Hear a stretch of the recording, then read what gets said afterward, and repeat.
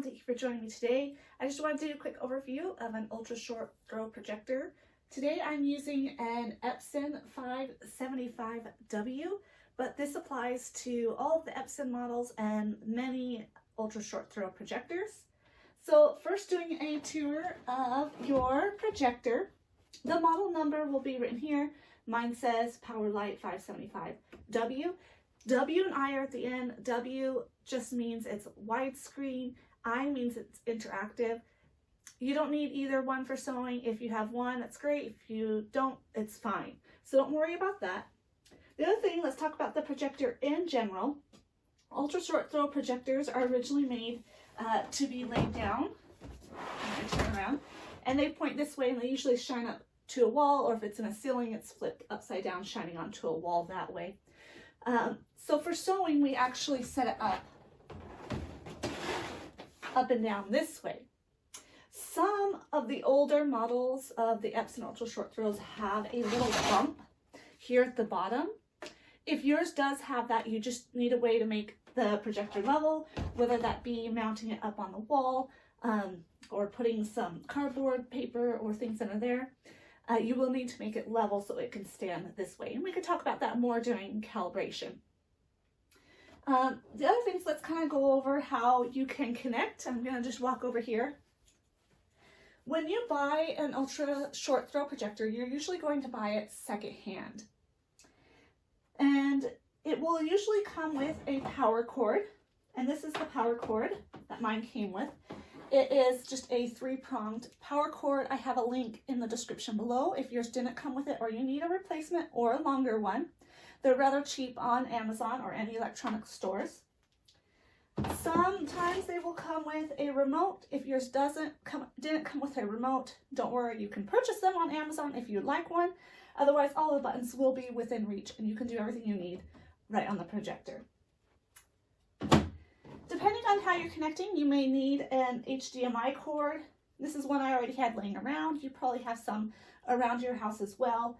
It typically will not come in the box when you buy it secondhand, so just keep that in mind. If you're going to connect using HDMI, you can do that. Some of the projectors do not have an HDMI port, so if your model number is below number 470, it will not come with an HDMI port. You will need to use a USB-B cord, and let's see if we can see that here. I'll put a picture in the video here too so you can see it. A USB-B cord, and if your computer has a regular USB port, that's USB-A. If it has a smaller port, usually typically found on Macs, some of the newer laptops will have a regular USB port and some will have a micro USB port. That's called USB-C. So it's the smaller USB port. I'll put a picture of that as well. On there, you can buy simple adapters if you have the other cord. These are often found on printers or cutting machines, so you might already have one at home if you need one of these. And again, that's only on the older models of the Epson Ultra Short Throws that are below the number 470 on there. But I'll put links in the description below if you need those ones. Okay, let's go ahead and take a tour of the projector now. First, you're looking at this and you may think, where are the cords? Where do I plug it in? And Epson has a cover on where you have the cords. You could turn it around and you could reach in here and try to get them, but it's a lot easier just to slide this cover off. You'll probably need to unscrew some screws. I've already loosened them with a screwdriver so that you can just slide it right off. And that comes right off. I would just keep it in a safe place, but it's up to you whether you want to keep it on, keep it off. It's not going to hurt it either way. But these are where all your connections are going to be. And I want you to look at your projector and notice some of the parts in there. We have HDMI ports. It has 2 ports here. And if you look back in here, I also have the USB-B port. Remember, if you have a model below number 470, you probably won't have the HDMI ports. The other option is to use the USB-B port. That's the best option. And sometimes there is a computer one in I would lean towards using the USB-B port instead. Again, my first choice is HDMI if you have that. Another option is to make it wireless, and you can make any Epson Ultra Short Throw wireless. It doesn't come built in. With that, again, that W does not mean it's wireless. It just means it's widescreen. You can attach into your device a Google Chromecast, and that will make your device wireless. So if that's something you would like, you will need to purchase another casting device, whether it be Google Chromecast, Fire Sticks, Roku sticks. Those will often work too. But I'll put more description below, and it's also in the article as well on projectorsewing.com. The next thing you need to know is your lens is here. You never want to have anything obstructing that. You'll get a warning if you have anything obstructing that. The next really important part is right here on the left side of our projector here. If you open it, you will find, mine's not, you've got to use the button. Use the button and it will come out off. That will unlock it. You'll find your filter in here. You can replace these if it gets really dirty. If it's not super dirty, but it's getting a little dirty, you can gently take a vacuum and vacuum that off to clean it out. But if it does start getting really dirty, you'll want to replace that. You can find replacements on Epson.com, sometimes on Amazon.com as well. The next thing you really need to know is this lever right here. This is your focus. It slides up and down, and that will focus your projector. Very, very important to know that's where focus is. So if you're worried your lines are blurry, go back and just check your focus. Open it up while you have an image there, focus it, and then calibrate it. Make sure you to focus before you calibrate. Again, that filter does come off when you need to replace it. And let's go ahead and close that. And that is just a quick tour of getting to know your Epson Ultra Short Throw. Thank you for joining me.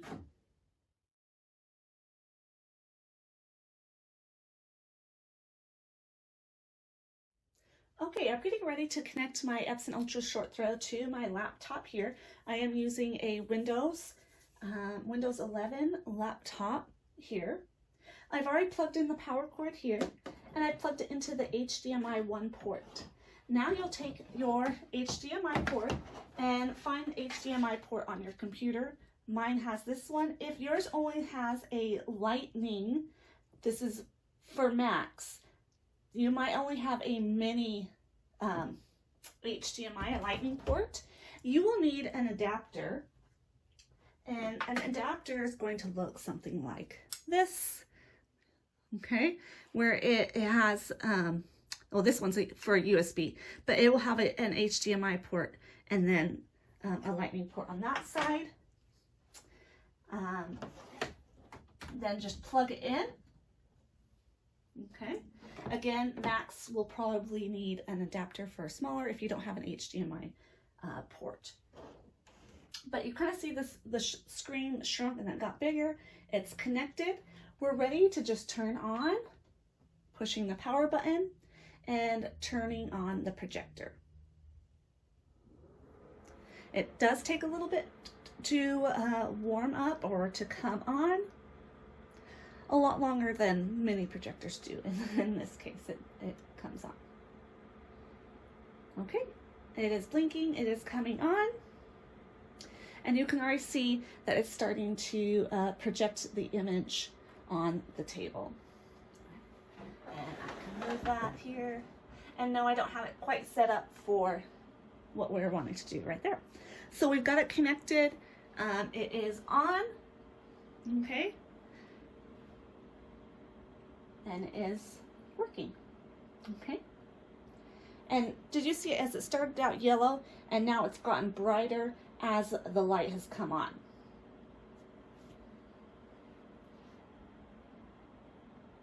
Once you've figured out how everything is connected, you should be able to open up any program and it should show whatever is on your screen.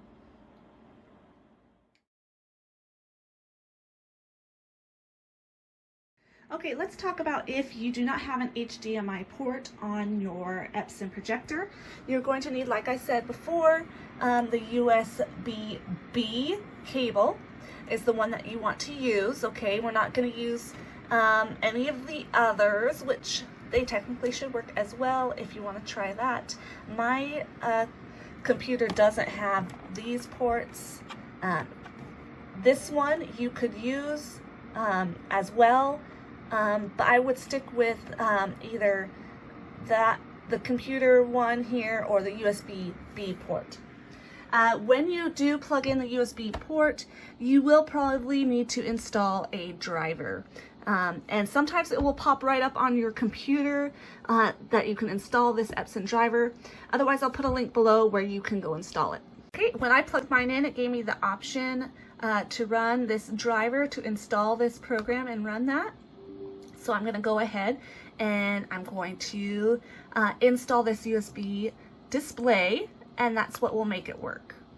Okay, and it's just going to go through all the settings on here and agree, and then it's going to get that installed pretty quick these days. If your computer again doesn't automatically show that when you plug it in, I will put a link below where you can do that. But now I've got it connected using my USB, and you can see it's already working because the screen is being displayed here. Okay, if it is not mirroring, that's what you want. If it's not mirroring the same screen, if it's showing not exactly what's on here, it's showing a second display, we just need to change the settings on our computer so that it will mirror the display. To change your display settings, if you have a Windows computer, you're going to push the Windows key and P, okay? And it's going to come up with what you want to do. Do you want the PC screen only? Do you want to duplicate? Do you want to extend? Or second screen only? And we usually want to duplicate is what you want. You want to show the same thing on both the computer screen and on your projector.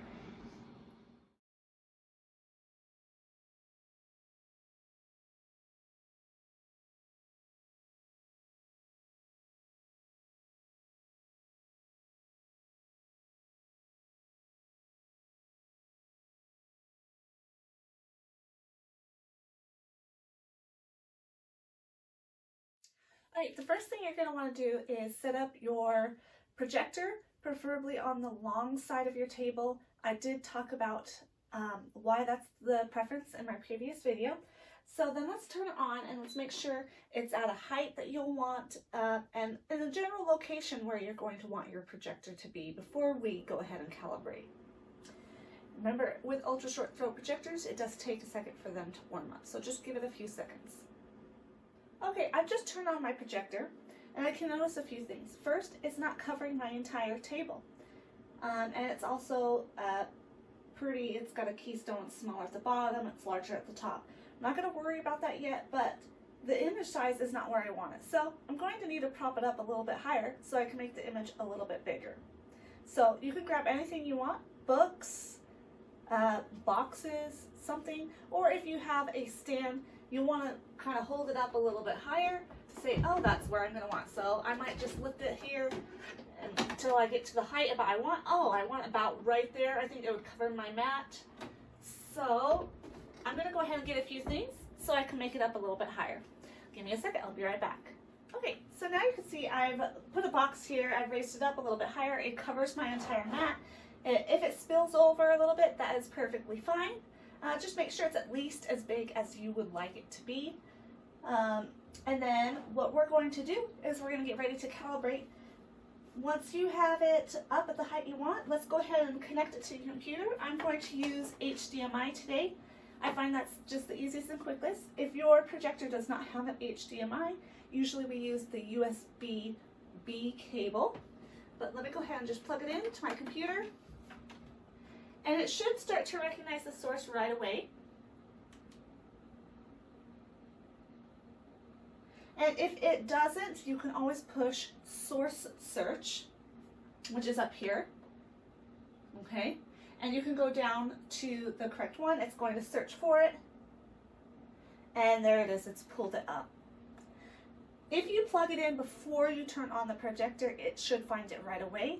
So remember, if you're having a hard time, you don't know where to find source search, which is right here, you can also just connect it before turning on your projector and then turn it on, and it should automatically open up right to the source. Okay, the next thing we're going to do is we're going to reset some of the settings on the projector. You could do this before you even plug in the computer if you'd like, or after. Either one isn't going to mess things up. But let's go ahead and reset some of the settings that we have. Okay, to reset the settings, we're going to go to Menu, and we're going to go down to Reset, which is down at the bottom. So I can choose the arrows, go down, Reset, and we want to reset all. And it says, are you sure you want to reset all of your settings? And I'm going to click over to yes. Yes, I want to reset all the settings. It's going to give it a second, and then it will reset. And you can see it's changed its brightness. The screen looks slightly different, but that's what we want. When we have finished that, we can push Escape, and it will exit out. Okay, now you want to make sure that your projection is right side up for when you are cutting, so it matches what's on your screen.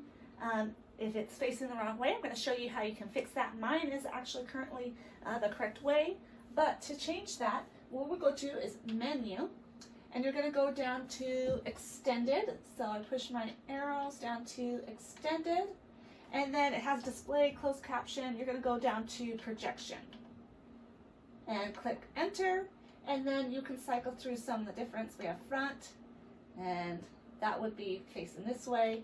We have front upside down, which is the correct that I need, rear or rear upside down. You can cycle through the right ones until you find the one that is correct, right side up for where you're going to be cutting, and then push Escape. Okay? Now you have the image facing the correct way, and we're ready to go ahead and get through calibrating. So what we're going to do, you can do this before pulling up the projection screen or after, but we want to square up these corners right now. You can see I've kind of got a trapezoid shape on here. I don't have completely square corners. So grab a piece of paper, grab a ruler, something that you can make sure is a square corner. You can even use the corner of your cutting mat here. And let's go ahead and try to get some square corners up as close as we can. You can eyeball it as well. And the way that we do this is we're going to be tilting the projector. You can see I can tilt it forward, I can tilt it backwards a little bit, but I want to find the sweet spot that's going to give us corners. And I've grabbed some paper. So it's just plain paper. You can do cardstock. I'm going to just use some of this as an advertisement in the mail. Thank you, junk mail. And we can just fold it under a little bit, and we want to get it tilted the correct amount.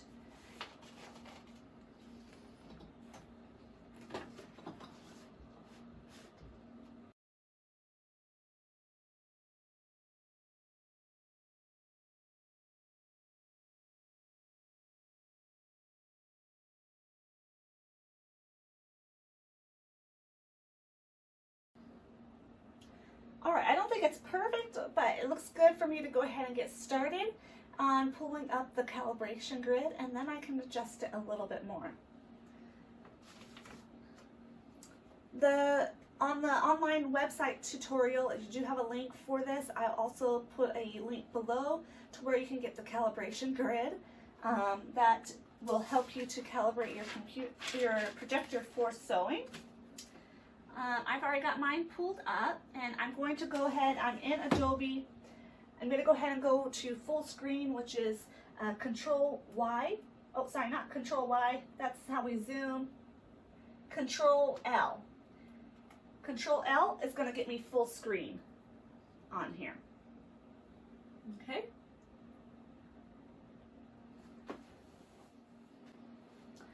Okay. A little tidbit before we go on, I noticed that mine is out of focus, and the focus is a little tricky to find on the projector. You might first think that it has automatic focus. It does not have automatic focus. The focus is a little bit hidden. You're going to open up the vent cover on the side, and there's a focus lever. And you can slide it, and it will focus. Now I can see that the bottom is in focus. So if your projector is not in focus, open up the vent cover, and adjust that. And you should be able to adjust that later too, as well, if you noticed it was out of focus. Just always recheck your calibration after changing any of the settings. There, that image is looking much sharper. Let's go ahead and continue on. And I'm going to close that. And I'm going to center my calibration grid. I'm just zooming in full screen mode. And you want to pull up the calibration grid that matches your cutting mat. So if you are in inches on your cutting mat, then make sure you use the inches, the imperial calibration guide. If your mat is in metric or centimeters, make sure you use the metric calibration guide so it can match. The first thing you want to do is take this target, the red lines, and I want to line it up in the center of my mat, and I'm just tilting my mat to match that. I'm not worried about the zoom right now.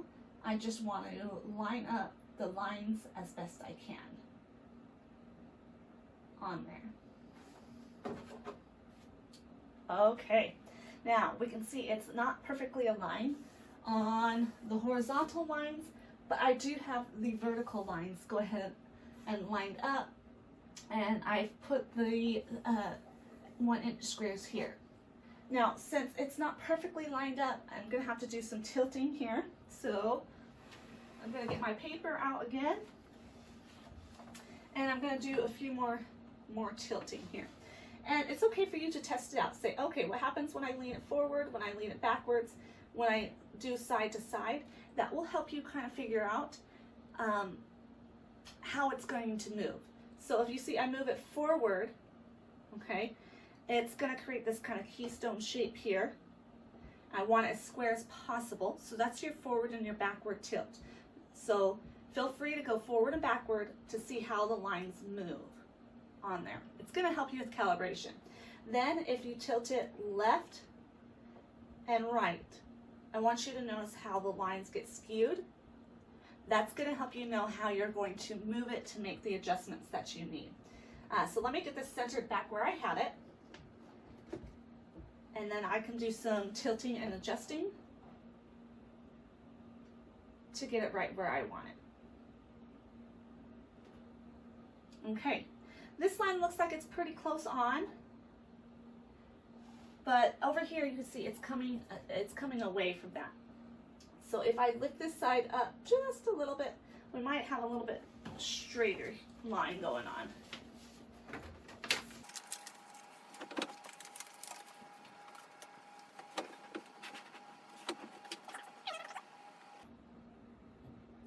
Okay, it's better, but it's still not all the way there.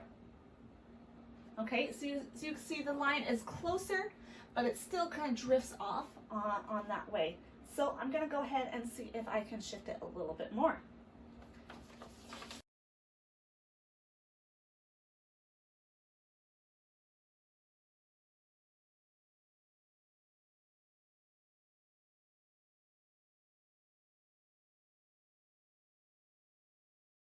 It's okay.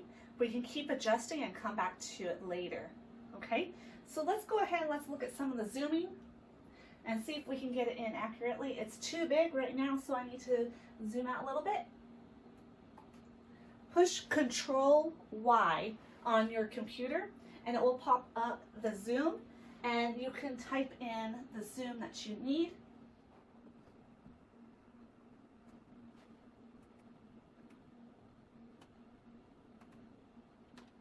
That's going to be way too small. I went ahead and entered in 25 for it. Let's get it here as close as I can and then line it up.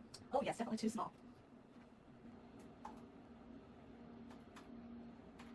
So I went ahead and jumped up to 30% from 25. And everyone's percent is going to be different, so don't think yours is going to be the same as mine. It really depends on the distance of your projector and your computer, a lot of things.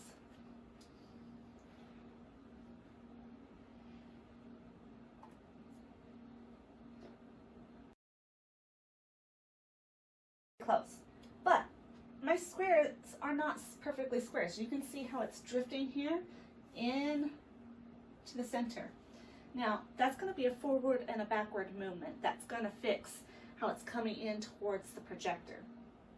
You can see if I move it forward just a little bit, it looks like it's going to straighten those lines up just a little bit. So I'm going to slide this in. I think it got scooted back a little bit.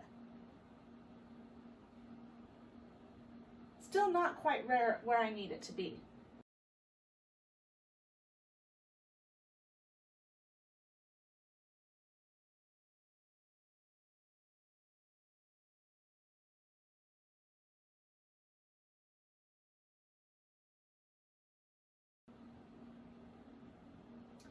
I'm looking at the largest lines here. The largest line here is my 20 by 30 line that I can see. And I could see it's about to this point here and to this point. There's a difference of 1/4 of an inch between the bottom facing you and the top facing me. So that's what I'm trying to fix by tilting it forward or backwards. You can do a forward or a backwards tilt depending on what you need to do on yours. Mine needs a little bit more of a forward tilt. Oh, it is getting so close. We're only off a hair on this one. Let's go ahead and take a look what we're looking at.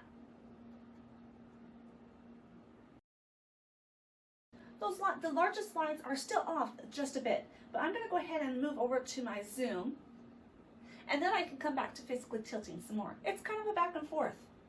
So center here, and let's focus at making these larger boxes the correct size. Once the larger boxes are the correct size, the middle will automatically line up. It's kind of magic.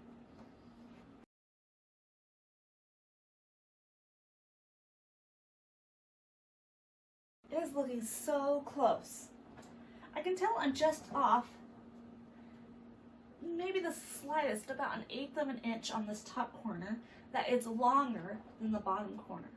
This is close enough, within 99%, that I could cut with this and your pattern would still be pretty correct. It's pretty close on. If you've been fiddling for hours and hours and this is as close as you get, you're good to go. Go ahead and cut. It's going to be more accurate than even printing your patterns. But if you are ready to go ahead and you want to adjust it a little bit more because you notice it's not perfectly on and you still have more in you to go ahead and keep adjusting, then keep adjusting until you can get it correct. I'm going to go ahead and adjust this a little bit more off camera, see if I can get a little bit closer. Hang out and I'll see where we get. Alright, I'm back. It's not perfect, but it's as good as I'm going to get right now. The side that needs the adjusting over here on this side is actually on this side of the projector, which is the hardest part for me to reach right now. So I really do recommend you being able to get to all sides. And like I said, it's a little trial and error. If you stick some paper in there and it doesn't adjust it, just pull it out. You're going to learn as you go. Be patient. If you need to take a break, turn it off, take a break, take a deep breath, eat some chocolate, come back to it when you're ready. Remember, it doesn't have to be 100% perfect. 99% is what you're aiming for, and that's going to even be better than when you're printing and taping patterns together. It will still work. When you think you are confident enough and you want to come back and tweak it a little bit more, you're more than welcome to. Again, this works as setup, stacked on books, stacked on things, works okay. Better setups might be more permanent mounting on a shelf on the wall, TV or monitor mounts people use well, or the adjustable stand that you can make using furniture adjustable feet to fine-tune it. Just a little bit easier, kind of similar to the mini projectors that use the basic niche mount. But if you have questions, type them below or reach out to me on projectorsewing.com. Thank you for joining me today for calibrating your ultra short throw projector.